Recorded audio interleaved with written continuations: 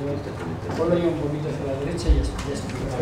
A la puesta en común de ideas y de cuestiones, la veeduría internacional se instaló por una decisión de la presidencia, tiene su protocolo de actuación. En ese sentido, hemos comenzado el trabajo socializando con las diferentes instituciones, personas jurídicas y físicas interesadas y que tengan algo que decir y quieran hacerlo, participando a la veeduría, sus impresiones, lo que sienten, lo que no ven bien o sí ven bien, con el fin de que podamos hacernos una idea bastante aproximada de lo que ha sido y está siendo la reforma de la función judicial en todos y cada uno de sus estamentos.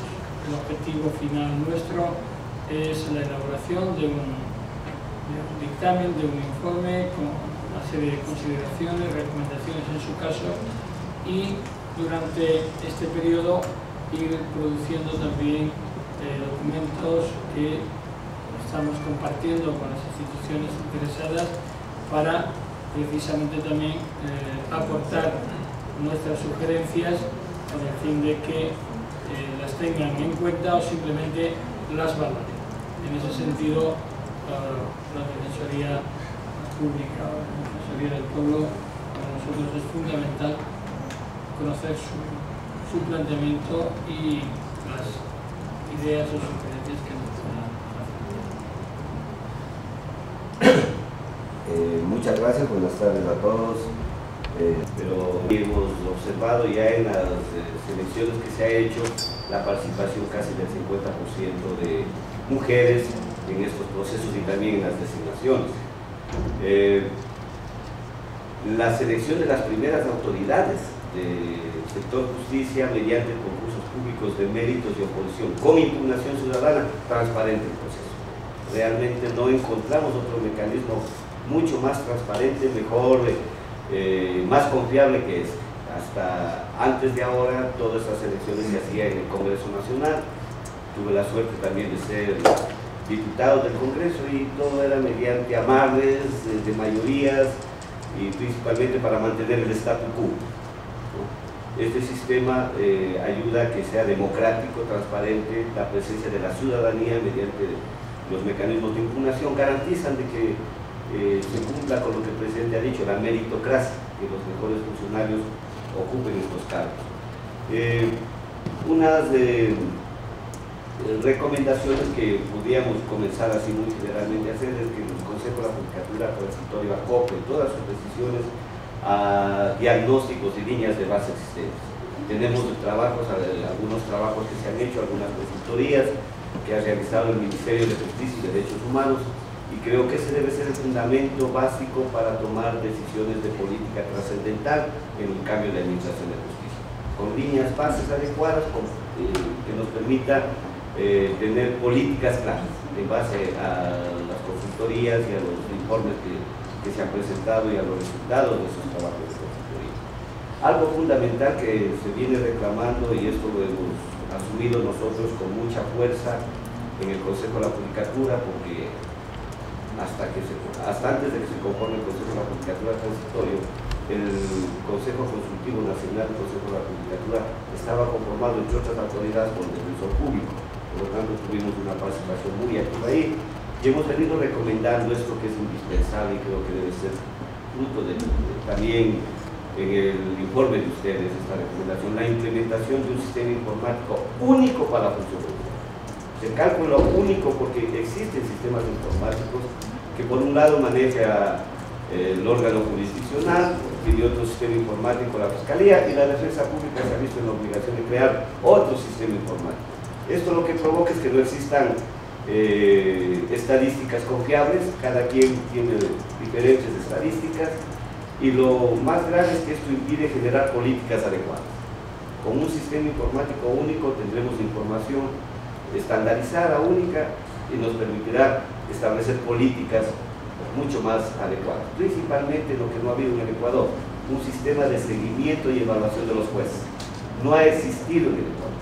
Y eso es una de las consecuencias por las que existe existe un desastroso sistema de justicia, principalmente en el área penal, porque no tenemos políticas claras al no tener estadísticas confiables. Esto es fundamental. Bueno, esto lo va a pasar así muy rápido, solo para un poco que ustedes se sorprendan, se asusten. Me olvidé decir, de lo que no había defensa pública en el Ecuador se dio un gran salto. Era el único país que no tenía defensa pública y ahora es el único país que está regulada la defensa pública en la Constitución. Por lo tanto, ya nadie lo va a quitar de ahí, ¿no? Porque ha habido mucha oposición a que exista defensa pública. Desde que comenzó a haber la defensa pública hemos tenido estos casos, ¿no? Personas que estuvieron 10 años en la cárcel, 11 años en la cárcel y luego salieron con sentencias absolutorias. Luego de 10, 11 años, la gran mayoría, y de estos tenemos por miles de los casos, lo que demuestra un sistema de justicia totalmente inoperante, ¿no? Sí. Usted verá ahí, Baltasar, casos de personas que por el robo de $1 estuvieron 1 año en la cárcel, por el robo de $1, o personas que por 1 gramo de droga estuvieron condenados a 8 años y con un indulto que hubo aquí para las mulas del narcotráfico salieron a los 4 o 5 años, por 1 gramo de droga. Tenemos de esos miles de casos. He puesto ahí ejemplos más. De 6 años y después de estar en libertad, 4. Así, el juez ordena la libertad porque le sobresee y la persona permanece en cárcel 4 o 5 años más. ¿Se investigó por qué? Porque, claro, persona pobre y los encargados de los juzgados de llevar a la penitenciaría las boletas de libertad no lo hacían. Y como no había defensa pública, no había quien se encargue de esta gente. Era por la consulta que antes hacía en materia de ya no había, porque antes se elevaba la pensión de su recibimiento, disponía de limitaciones, se elevaba en consulta. No, todo ya pasó. Porque son en multos y no, ahí no había la consulta. Esto ya es como. Y una curiosidad, ¿los responsables han sido sancionados, investigados, enjuiciados? No han sido. Nosotros hemos iniciado, porque recién la Defensoría Pública desde octubre del 2011, 2010, perdón, es autónoma, ¿no? Porque algunos de esos hechos, comenzamos a demandar ya a los jueces. Algunos de esos hechos, 2009, 2009, ninguno está escrito, ¿no? Y hay casos de detención ilegal. Son gente que ha salido libre y se nos ha perdido el rastro, gente que no quiere saber, a otros no quieren saber nada de presentar una demanda, pero actualmente ya lo estamos haciendo. Tenemos un caso, por ejemplo, de violación que estuvieron 6 años, muchachos que entraron a los 18 años, salieron a los 24 años de edad y hemos presentado ya la respectiva demanda al Estado de indemnización para que el Estado repita contra los jueces. Y hemos presentado las quejas contra los jueces.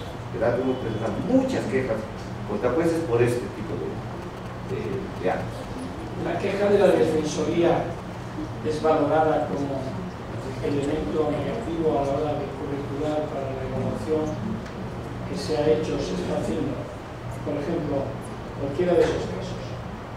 Supongamos que el juez concurre a la evaluación. Ese hecho lo toma el Consejo de la Judicatura como de mérito, es decir, hay comunicación entre la Defensoría y el Consejo de la Judicatura para comunicar estas barbaridades, claro, a efecto de que sean evaluadas. Sí, es el Consejo de la Judicatura el que lleva adelante los procesos de resolución de las quejas. Que vosotros lo que haréis es comunicarlo al Consejo. Sí, presentamos la demanda ante el Consejo, porque de acuerdo a nuestro código de la función social es el Consejo de la Judicatura el que lleva adelante los procesos administrativos para determinar las sanciones de los organismos. Ellos saben. A ver, ¿qué se ha logrado? Mire, no había defensa pública, Baltasar, y en poco tiempo, en estos 3 años, hemos logrado patrocinar casi 101.000 causas. Es el indicativo del estado de indefensión en que se encontraban las personas. Aquí hay que aclarar algo. La Constitución y el Código Orgánico determinan que la defensa pública es para todas las materias. Creo que es, después de Uruguay, el único país que tenemos para todas las materias. En todos los países es defensa pública penal, exclusivamente. Nosotros trabajamos en todas las materias, poco a poco hemos ido ampliando. Primero comenzamos con penal, 2 años, actualmente ya tenemos violencia intrafamiliar, menores infractores y laborales y niñez y adolescencia, temas de alimentos principalmente. En temas penales, miren, tenemos la mayor carga, son 80.000 causas que nos resuelven, nos conocen. Alimentos casi 18.000, laboral muy poco, 2.100 y otros 1.206. Esto evidencia la necesidad de que exista la defensa pública. Es lógico, es el único país que no lo tenía. ¿Cuáles son los problemas que encontramos y que son los que tienen que irse solucionando también con este proceso ya de cambio de las emergencias? En el Ecuador existían 19.000 presos en el año 2007, 19.000 personas privadas de la libertad. A mí me gusta hablar más de presos, porque en realidad esa es la palabra. Y de ellos 11.000 estaban sin sentencia, de los 19.000, es decir, el 76%. Y de ellos el 90% no tenían abogado. Estaban presos por ser pobres, por no tener defensa, porque no tenían un abogado que les ayude. Eso provocó un hacinamiento terrible en las cárceles, colectivos de la función judicial, conformado por el presidente de la Corte, el fiscal general, el defensor público y el presidente del Consejo de la Judicatura. Solo así logramos, por un esfuerzo venido con salvo orgullo de la defensa pública, que se reúna este Consejo Consultivo que lo establecía la ley, pero nunca se reunió, nunca. Y logramos que por primera vez en la historia las cuatro autoridades, principales cabezas de los órganos jurisdiccionales se reúnen, se sienten y ven qué es lo que pasa. Logramos que haya una coordinación, lo que antes no existía. Y eso es fundamental, insistir en la necesidad de una coordinación permanente de los operadores. Y de esos 19.000 presos, ¿cuántos quedan en la...? Le voy a indicar, ya casi no hay. Encontramos una persistencia terrible, muy anquilosada en el sistema judicial del sistema inquisitivo. Pese a que desde el 2001 tenemos un código acusatorio penal, procesal penal, el sistema inquisitivo nunca fue erradicado de la Administración de Justicia Penal. Jueces que todavía incorporaban pruebas, jueces que preguntaban, y lo han hecho hasta hace poco tiempo, interrogaban en la audiencia de juicio al testigo, al procesado, y hemos logrado, gracias a la presencia de la República, de que esto se vaya saliendo poco a poco, pero todavía se mantiene un sistema inquisitivo que no ha sido erradicado. Por ejemplo, uno de ellos es el culto extremado al expediente. Los jueces no quieren soltar el expediente, no resuelven si no leen. En un sistema acusatorio no puede ser eso. Cero papeles ha sido una de las alternativas y una de las metas de la cual Consejo de la Judicatura para la historia. Cero papeles, pero para eso hay que transitar mucho. Y lo más grave es el uso abusivo de la prisión preventiva. Eso sí es uno de los temas más sangrientos que puede haber en nuestro país, el uso totalmente abusivo de fiscales y jueces de la prisión preventiva.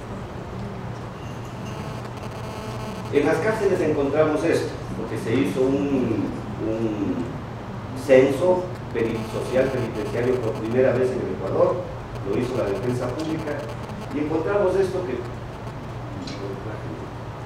Pero, dos cosas quiero resaltar ahí. Del 100% de presos, el 63% son por delitos pequeños, de hurtos, robos y narcotráfico. En el narcotráfico, por lo general, son mulas del narcotráfico. El 95% personas con pequeñas cantidades de droga. Hablo de 2 gramos, 5 gramos, 10 gramos. Esto es necesario para establecer políticas adecuadas del sistema de justicia penal. ¿Hacia dónde va dirigida la atención prioritaria? Es a estos grupos de sectores de pobreza que llegamos ahí, por eso decimos de ahí de que existe una relación directa entre pobreza, delincuencia y privación de la libertad. Y lo que resaltamos también ahí es de que no existe y no encontramos en las cárceles personas acusadas por delitos económicos. Sorpréndase usted que siempre ha estado luchando por ese tema. Peculado, enriquecimiento ilícito, todos los delitos económicos. No existen personas en cárcel por esos delitos. Los que están ahí son hurtos, robos, o sea, los delitos de bagatela o delitos de hambruna, y las mulas de narco. Bueno, algo que resaltamos y lo decimos ahí es la disminución de delitos violentos. pese a que en el Ecuador se ha creado esa percepción de que se está incrementando los delitos violentos, no es verdad. Ha disminuido los asesinatos, los homicidios, las violaciones. Los casos de violencia de género son muy... Eso es bastante grave, violencia de género. Sí. Las muertes de mujeres ¿hay estadísticas de las muertes? No, porque claro, contra mujeres? no hemos conocido, no existen estadísticas reales sobre porcentaje de muertes por ¿Y eso lo tenéis planteado hacerlo? Sí, es necesario, fundamental. Eso debe ser una de las metas que debe tener la actual justicia y el Consejo de la Justicia. Estamos hablando de paridad en los cargos judiciales y demás, y lo que tiene que haber es una dedicación también especial a la lucha contra la violencia de género. Creemos de que debe ser una política pública fundamental del Estado el tema de violencia intrafamiliar, porque de ahí viene el caldo de cultivo para... ¿Sabes qué? Me gustaría, esto ya es como jurista, ¿no?, que la expresión violencia intrafamiliar quede ya obsoleta. Más violencia de género. Porque hablar de violencia intrafamiliar es como disminuir la violencia. Sí. Es como todavía como decir, bueno, algo justificaría y ya está, ¿no? Creo que eso es un hecho en contra de la mujer. Hay que hablar de violencia de género, violencia contra la mujer, o violencia sexual contra la mujer, porque es mucho más amplio el concepto. El concepto de violencia doméstica ya tenemos que superarlo, ¿no? Así es, sí. De El acuerdo. juicio de que haya violencia dentro de la familia, claro. Pero hay también un hermano contra un hermano, o el padre contra el hijo. Claro. Sí. Así es.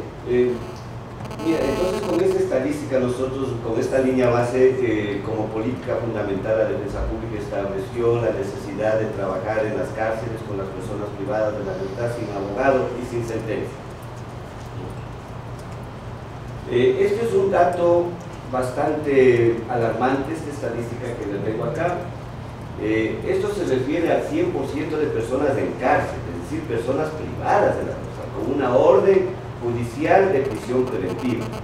Del 100%, Baltasar, solo el 12% recibe sentencia.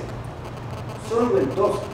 Ya el dato estadístico grueso del 100% de causas judiciales penales no llega al 7% la sentencia. Es decir, de los 88 personas que estuvieron presas y que no recibieron una sentencia de recuperación, salieron libres por todos los motivos que están ahí, por cualquier otro. Conclusión fundamental de eso, que la prisión preventiva no se dispuso mediante razonamientos técnicos, mediante decisiones lógicas. El fiscal pidió prisión preventiva sin evidencias y el juez lo ordenó sin la motivación adecuada. Para que decían solo 12, pero están adentro, en cárcel. No me refiero solo a procesados, sino personas en cárcel. Solo el 12% recibe sentencia. Y actualmente ha bajado un poco más este porcentaje. Las estadísticas de la Fiscalía, y lo he puesto como título estadísticas de la Fiscalía porque no es estadística nuestra y creo que luego se reunirá el Centro Fiscal y con seguridad presentará esta estadística porque esto lo he bajado de la información de ellos. Y es terrible. El 43% de los dictámenes acusatorios, es decir, ya en audiencia preparatoria de juicio, solo el 43% recibe sentencia condenatoria. Es decir, a los 15 días, a los 3 semanas, porque ahora ya no demora mucho el tema del juicio. El caso que pasó a Tribunal Penal con un dictamen acusatorio, el 57% recibe sentencia absoluta. Solo el 43% sentencia condenatoria. Miren, ya ha avanzado la investigación, con un dictamen del fiscal, el Tribunal Penal, el 57% dice son inocentes. Eso es grave. Esto sí merece tener mucha observación, porque esto implica una política, establecer una política diferente en el manejo del trabajo de la Fiscalía y también de los jueces, porque el juez es el que dicta el auto de llamamiento a juicio. Doctor, antes de pasar esto, me lleva una curiosidad.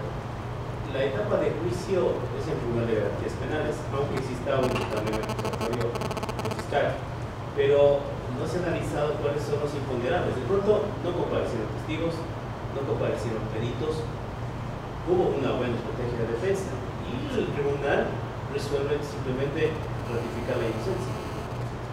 Sí. Así es, el tribunal es el que dicta la sentencia, pero eso evidencia de que pasó a juicio sin las suficientes evidencias. Podría ser que en la audiencia de juicio obviamente no se practicó las pruebas y por lo tanto ratifica una sentencia. Por eso ahí hay una falla probablemente del órgano acusador, no llegó las pruebas El adecuadas. problema es que del total de casos, del total de personas que inician el proceso penal con prisión preventiva, de ese total, muy pocos llegan a juicio. Estando con medida cautelar. Estando con medida cautelar de prisión preventiva, muy pocos. Como decía en el caso Entonces eso es lo grave, es decir, existe una medida cautelar y sin embargo no se fundamentó y no llegan a juicio. Claro. Ese es el problema. Claro.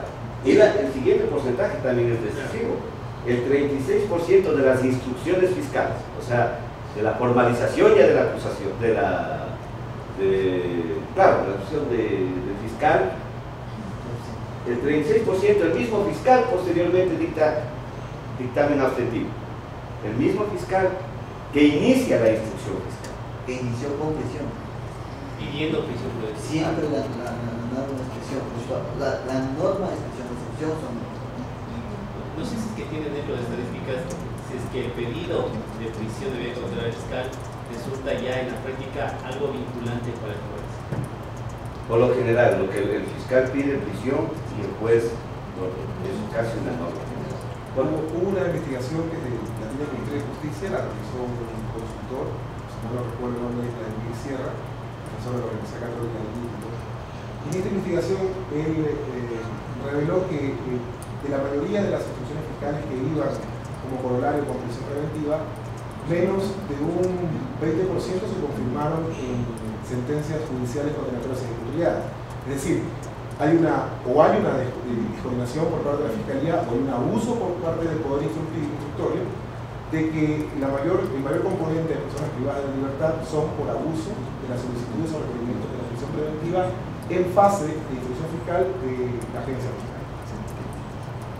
Sería bueno tener que lo manejen esa consultoría. Datos claros, con estudios empíricos. Claro, y esto demuestra también de lo que dice ahí, solo el 52% de las instrucciones fiscales produce dictámenes acusatorios, la misma fiscalía. Es decir, el 22% de las instrucciones fiscales obtienen sentencias condenatorias. Solo el 22%. Eso 52, el 57% absolutoria. Sí. El 52% Claro. Sí. es acusatorio, ¿no? Y de ese 52%, solo el 57% acaba con condena. Claro. El 64% de las denuncias se convierten en desestimaciones. Esto no me sorprende porque es verdad. Aquí le obligan a la persona que le robó la billetera, me bajo del bus, me encuentro mi billetera, tengo que ir a hacer una denuncia porque tuve ahí mi cédula, tuve mi tarjeta, hay que hacer denuncia. Entonces, hay 250.000 noticias de delito al año, de las cuales el 64% se desestima. Porque la justicia penal es muy costosa. Claro, también puede ser. Yo prefiero no seguir un proceso porque o es muy largo, es muy costoso, no me da la seguridad. Así es. El 55%, esto es un dato terrible, a pesar del 55% de audiencias terminan siendo fallidas. Es decir, más de dos, una audiencia no se hace. Porque no ve el fiscal, o porque no ve el abogado particular, o porque no va el perito, no ve el testigo, no ve el policía, alguna cosa.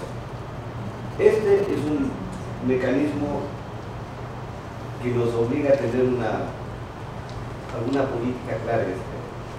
Cuando yo les he hablado de esto a otros países, cuando hemos tenido reuniones judiciales de otros países, por ejemplo en Chile dices que llegan a una audiencia fallida de 100, es un escándalo. Porque todos, Esa responsabilidad de los jueces. los jueces, los fiscales, los operadores. Claro. Y el problema es principalmente, en el momento nosotros tenemos la experiencia un poco angustiosa de que no van los abogados particulares a las audiencias preparatorias y a las audiencias de juicio. El abogado ve que va a perder su caso y lo abandona. Entonces yo estoy proponiendo que tiene que ser sancionado el abogado particular. Claro, ahora dicen, como hay defensores públicos, el juez no ve al abogado particular y llama a un defensor público para que pase esa audiencia. Nosotros nos estamos negando a hacer eso, porque no vamos a dar una defensa técnica. El abogado, el defensor público, ni conoce el caso, ni conoce al detenido. ¿Cómo va a sentarse en un estrado a defenderlo? Entonces tiene que ser sancionado el defensor privado. Esto salió el otro día en la prensa, esta propuesta mía. Claro, causó un furor de los colegios de abogados, que como así, ¿por qué les van a sancionar? Eso es falta de ética, les exprimen todos los honorarios, ven que va a perder, no van a la audiencia privada. Pero pues tiene esa facultad. Yo tengo esa facultad, pero ahora con el código. Pero vamos a hacer. Sí. Ya no debe haber audiencias fallidas. Hemos tenido un trabajo que yo le digo bastante satisfactorio y se debe a un modelo de gestión novedoso que hemos implementado en la defensa pública, que no lo hemos hecho luego de un estudio técnico además, sino en base a las angustias que teníamos, porque comenzó la defensa pública con 10 defensores, 20 defensores, 30 defensores, para una demanda terrible de causa. Tal como es el modelo normal de gestión acá de jueces fiscales, nosotros no íbamos jamás a poder solventar esa demanda. Y se nos ocurrió un modelo diferente. Este es el modelo tradicional que viene funcionando aquí en el Ecuador, de que un abogado, un fiscal, se encarga de varias causas. Al fiscal le dan 20, 30, 50, 80, 100 causas. Unas en instrucción fiscal, otras en etapa intermedia, otras en juicio. El mismo fiscal. Y nosotros, frente a la imposibilidad de aplicar este modelo, aplicamos esto. Este es un nuevo modelo que lo aplicamos. Varios abogados para una sola causa. ¿Qué significa? Que nosotros tenemos en la defensa pública abogados especializados por procesos para cada una de las etapas procesales. Al principio parecía que esto iba a ser imposible, por el conocimiento del abogado de la causa y por la confianza del cliente en el defensor público. El momento en que le cambio de defensor de una etapa a la otra iba aparentemente a crearse una desconfianza, cosa que no fue así. Entonces yo tengo un grupo muy pequeño de defensores para flagrancia, solo hace flagrancia, otros defensores para la etapa de investigación, complementados en la elaboración de la teoría del caso, complementados en el análisis del proceso, eso sí, ¿no?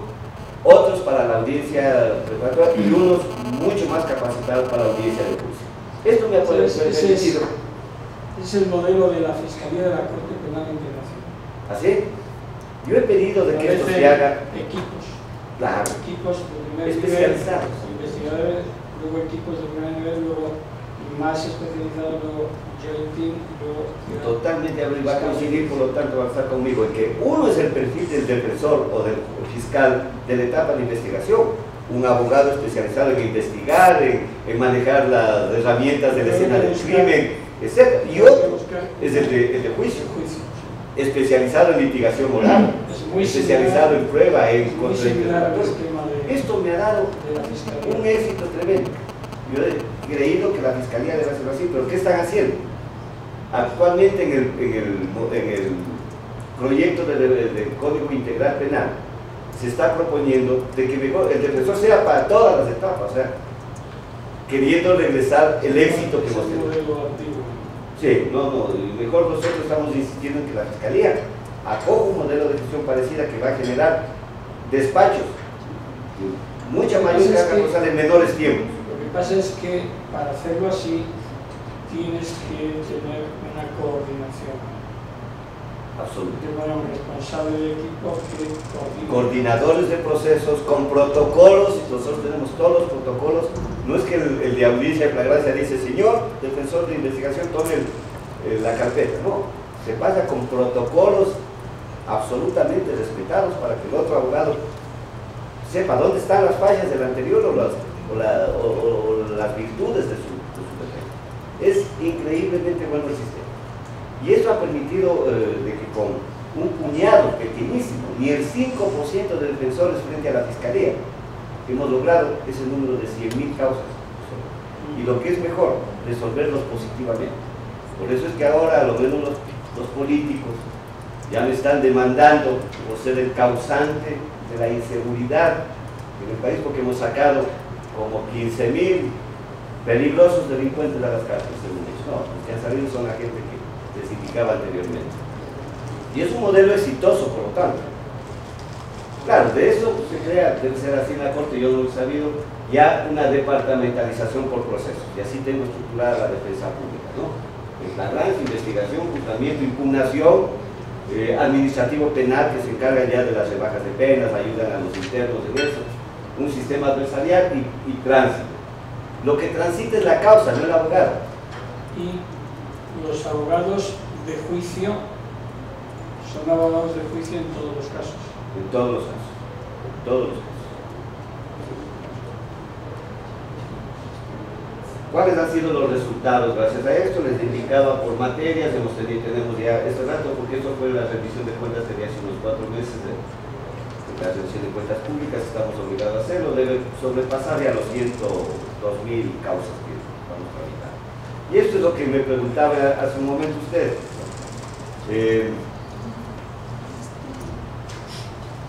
En el 2007,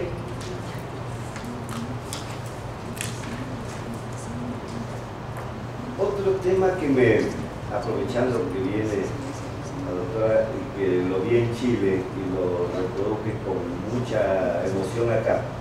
Estudié en Chile en Ceja todo el año de la capacitación formadores para el sistema Rosal Interamericano. Todo de grupo, ya soy miembro del Consejo Directivo. Iba a comentar. Hemos comenzado a trabajar las metas, esto es fundamental que lo estamos proponiendo y sería muy loable también de que en el informe de ustedes se sugiera esto. Crear un sistema nacional de defensoría. ¿Qué queremos decir con eso? Como institución pública la defensoría no va a lograr cubrir toda la demanda en todas las materias. En todas las materias, es imposible. Y lo que estamos trabajando y se incorporó en la Constitución y se incorporó en el Código Orgánico de la Función Judicial es que toda universidad esté obligada a crear un consultorio jurídico nacional, pero previamente acreditado por la defensa pública. Y la defensa pública establece estándares de calidad, mecanismos de evaluación y evaluación de la gestión. La mediación es algo fundamental. La cultura de los ecuatorianos ha impedido de que este sistema alternativo de justicia se implemente en el Ecuador. Yo creo que debemos cambiar.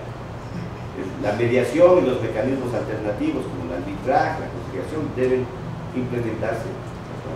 Para eso se necesita cambiar la cultura del abogado, que aquí nos especializan y nos capacitan exclusivamente para litigar, ¿no? Muy raro, será un 0.1% de abogados que busquen un acuerdo.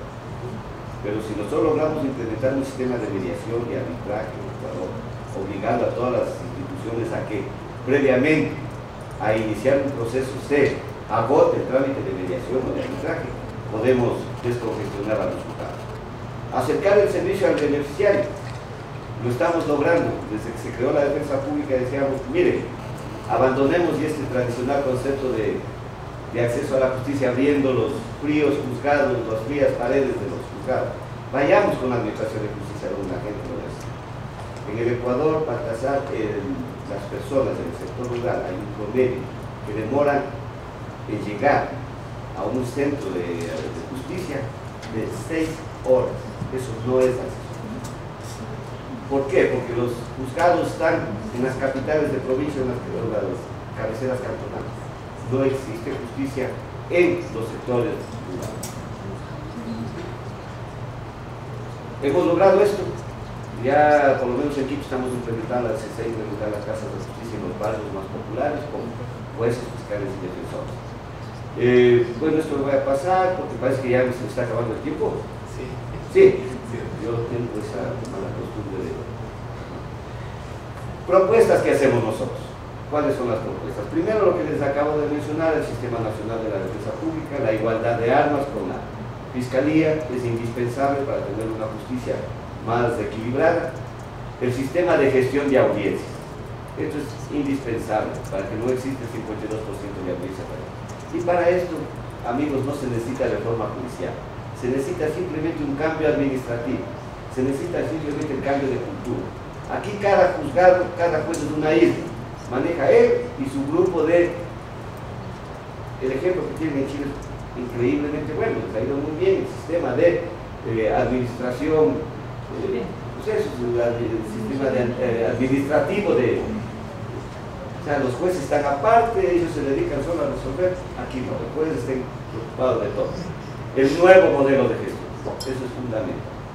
Es el modelo de gestión el que tiene que cambiar. Eso se ha agotado y el modelo actual está agotado. En eso no existe argumento que pueda mantener el sistema actual. El sistema de monitoreo de judicaturas, debe crearse este sistema como el indicado para un inventario adecuado de causas, el manejo de los tiempos de despacho. Aquí hay causas pequeñas que demoraban y demoran a lo menos en el área civil mucho tiempo y otras causas mucho más grandes que se resuelven en el menor tiempo. La aplicación de las medidas alternativas. Gracias a un esfuerzo sobrehumano de la defensa pública logramos en Quito, en audiencias de flagrancia, del 90% de audiencias de flagrancia que continuaban con prisión, lo bajamos al 48%. Es decir, el 52% en flagrancia terminaban con una salida alternativa. Ahora, nuevamente ha bajado totalmente. Un poco de temor de los jueces, temor de los fiscales y todo piden prisión preventiva. No se aplica adecuadamente las medidas alternativas. Fundamental implementar totalmente la oralidad, un sistema de grabación de audiencias. No tenemos eso. No existe un sistema de grabación de audiencias. No queda grabado en dispositivos confiables las audiencias. Nosotros, algo que estamos proponiendo los servicios previos al juicio es una propuesta que está haciendo la Defensoría Pública que se incluya en el nuevo Código Orgánico, en el nuevo Código Integral Penal. ¿Qué es esto? Lo que está funcionando adecuadamente en otros países. El juez tiene miedo poner una salida alternativa porque no sabe qué va a pasar con ese fulano, si va a salir y nuevamente a robar. Pero si creamos este sistema de servicios previos al juicio, donde se dediquen a hacer una valoración previa a que el juez dicte una medida con tranquilidad y con seguridad, y un seguimiento post a la salida alternativa, los jueces van a tener la tranquilidad de saber que su decisión no va a crear impunidad, que es lo que sucede actualmente. Y algo que nosotros insistimos en la capacitación permanente y continua, como ha sucedido en Chile. La capacitación es fundamental y en esto queremos insistir en el tema de la creación, como está propuesto, de una escuela de capacitación única, con políticas únicas. Porque ya decía la escuela de capacitación de jueces, la escuela de capacitación de fiscales, y a mí me pedían que haga una escuela de capacitación de defensores. Tiene que ser una escuela única, con políticas claras y con procedimientos totalmente nuevos. Y algo que puede ser el encabezonamiento de algún informe de ustedes, es de que ningún proceso de modernización de la justicia será suficiente si previamente no se consolida y se fortalece la defensa pública. Países como Chile han fortalecido su defensa, Costa Rica, Colombia está con mucho éxito fortaleciendo su defensa pública, Argentina está en un trabajo increíble de fortalecimiento de la defensa pública. Está bien que se fortalezcan los temas de la acusación, la fiscalía, pero si no se da una defensa técnica, quien más lo necesita, los sistemas de justicia no van a hacer. Y simplemente esto, dejarles un poco la inquietud a ustedes en el proyecto de Código Integral Penal, y hay unos asambleístas de oposición que están planteando que la defensa pública se encargue de la defensa de las víctimas. Se encargue de la defensa de las víctimas. Ese es un planteamiento, o sea, ningún país del mundo, la defensa pública. ¿Qué políticas vamos a aplicar? Una para el procesado y otra para la víctima. Para la víctima está la fiscalía, con un poder muy bien estructurado. La fiscalía se está pidiendo de que el mismo defensor haga todo el proceso. No lo vamos a aceptar nosotros, por supuesto, nuestra función, por lo que ya les manifesté, y ahí había algunas otras cosas que creo que estamos con el tiempo. Exactamente una hora. Muchísimas gracias. Me quedé con un poco. A veces todo nuestro mapa de. Pero si lo tienes, Es que podría. tenía este CD Ah, bueno. información. Sí, sí. ¿Podemos grabar en las computadoras? Claro, le dejamos de ver. Ah, ya. Muchas gracias a ustedes por escucharnos. Muchísimas gracias. La verdad que ha sido muy instructivo el proceso de defensoría pública, las competencias que tiene, que hoy son fundamentales. Claro. Pero además muy bien. Sí. Cualquier otra información adicional podemos mandar porque esto es un informe un poco muy consolidado y rápido para efectos de la presentación, pero otros materiales podemos enviar. Con el doctor Poveda podemos coordinar. Sí, vamos a ver.